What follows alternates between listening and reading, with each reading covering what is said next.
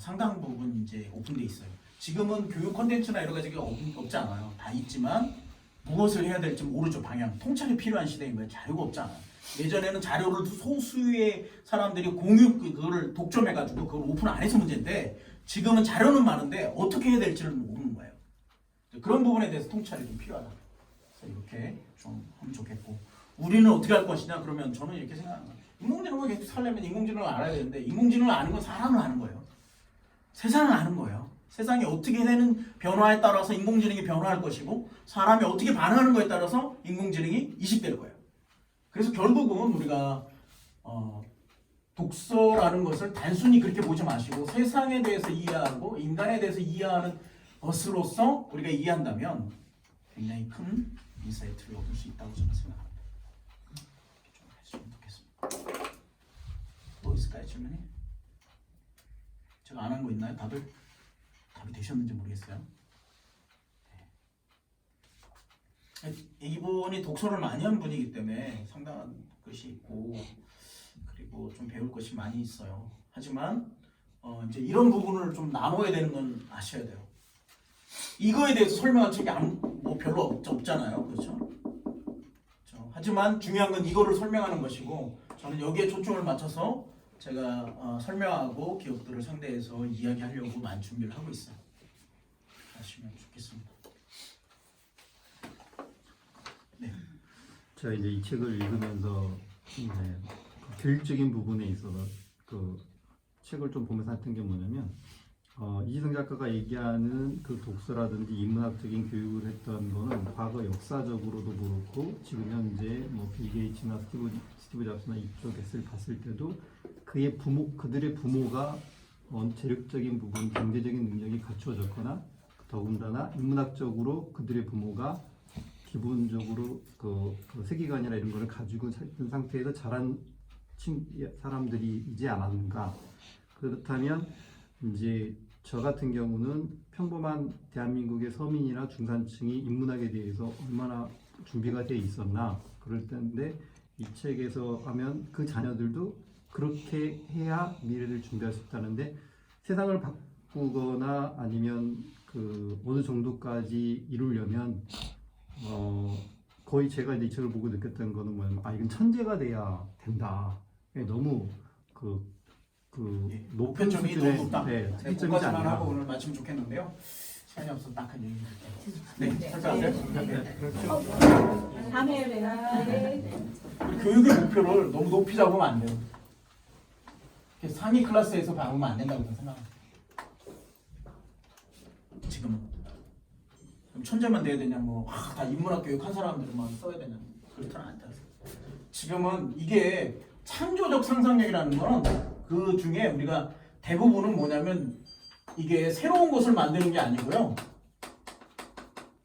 이걸 연결시키는 능력이에요. 있는 것을 연결시키는 능력.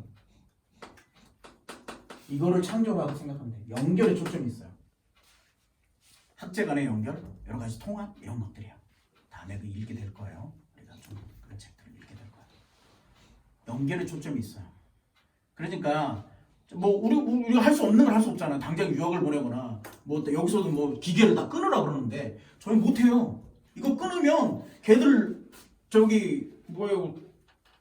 또래가 집사람이 없어져 버려요. 핸드폰을 끊으면 어떻게 하려고요? 그렇게 극단으로 못 가요. 그리고 우리처럼 걔네들처럼 그 사람들처럼 어떻게 보면 사교육을 집중할 수 있는 것도 아니잖아요. 저는 있는 교육을 하시되 중요한 것은 초점을 중심 이동만 하시면 된다. 이거. 교육 목표를 중심 이동. 너무 이게 외우는 것으로 가지 마시고 아이들끼리 또래 집단끼리 잘할 수 있는 것들을 좀 보시고 저는 그거를 잘하면 공부를 좀 못해도 괜찮다고 생각해요. 왜? 인공지능의 능력은 두 가지거든요. 공감의 능력이 있어요. 반드시. 사람을 잘 알아야 되고 집단에 잘 친화력이 돼야 돼요. 그렇죠? 그리고 창조적 상상력은 연결이에요. 그래서 문화 여행을 하라고 하잖아요. 다른 문화와 여러 가지 것들을 접합해서 생각할 환경을 주라는 일이에요. 여행 참 좋다고 생각하는데 그것도 잘 안 되잖아요. 간접 여행을 할 수 있는 거죠. 책 읽기 싫어하는데 어떻게 해요? 네, 괜찮습니다. 그냥 읽어주세요. 저는 우리 아이들 시작할 때 중학생 애들인데도 밤에 자기 전에 책을 읽어줬어요. 단 부모의 독서 능력이 있어야 되는 거예요. 재미난 책을 읽어줘야죠 아이들한테. 그걸 픽할 수 있을 정도 돼야 되죠. 그렇죠? 대부분은 재미난 책들이 있어요. 아이들한테도. 요새 나오는 베스트셀러 보면 미드 베이커리라든지 뭐 이런 것도 재미난 책들이 있어요. 찰리와 초콜릿이라든지 굉장히 얇고 좋아요. 근데 그걸 어떻게 읽어줄 거지에 대해서는 이제 좀 기술이 필요한데 저는 그거 그냥 읽어주면 된다고 생각해요. 그게 안 되시면 재밌고 즐겁게 책을 좀 접근하고 함께하는 것이 필요하지 않을까 그런 생각을 해요. 나이가 들면 어떡하냐 고등학생 기억나도 생각 못하겠어요. 뭘 다 컸는데. 다만 자꾸 데려가 주세요. 도서관 가시고 한 두 번씩 데려가시고. 제가 그랬잖아요. 저희 딸 제가 그랬잖아요. 뭐 어디 갔다고 그랬더니 애들한테 전화했더니 너 또 책방 갔니? 아빠랑 데이트한다 그랬더니 걔가 붙들에 너 또 책방 갔니? 계속 데리고 와야 되니까 아니 여행 왔어 그랬더니 깜짝 놀랐다는 거예요. 아빠를 여행도 그건 뭐죠. 자꾸 데려가지고 친하게 해주고 얘기하시고 중요한 건 부모예요. 교육을 우리가 뭔가를 이해하시면 이렇게 보여주는 교육이 중요해요. 보여주는 교육.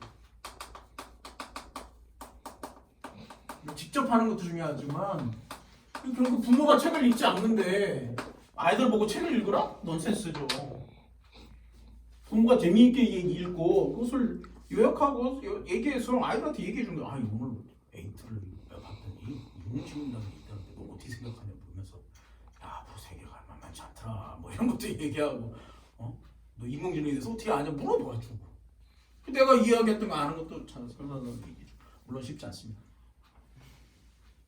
그래서 그런 부분들을 해서 대체해 가시면 되지 않을까. 너무 우려를 하시면 좋지 않다. 오히려 우려보다는 어떻게 이용할까를 하시면 좋겠다 이런 생각이 듭니다. 오늘은 이 정도까지 말하겠습니다.